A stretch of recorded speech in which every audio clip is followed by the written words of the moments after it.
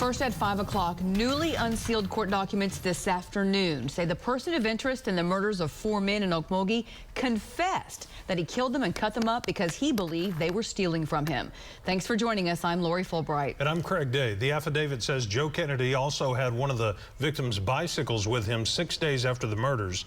News on 6's Jordan Tidwell joins us live from Okmulgee with the latest. Jordan? Craig and Lori, Joe Kennedy was supposed to be in court today, but the hearing got postponed until next Monday.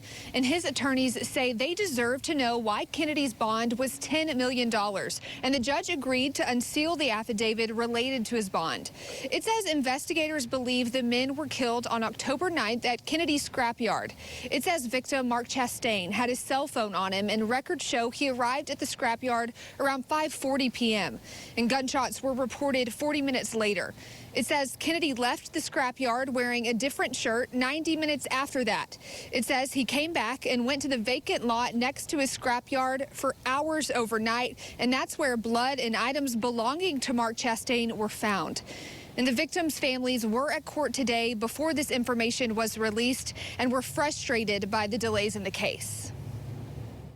And for things to be getting pushed back and then, nothing happening. It's exhausting. It's very exhausting. And it's frustrating. The affidavit says 6 days after the murder, Kennedy told a friend he murdered the men and then drove to Florida. The DA says since Kennedy fled before, they're afraid he would do it again, and that's why they have asked for such a high bond. Now, at this time, no one has been charged for the murders.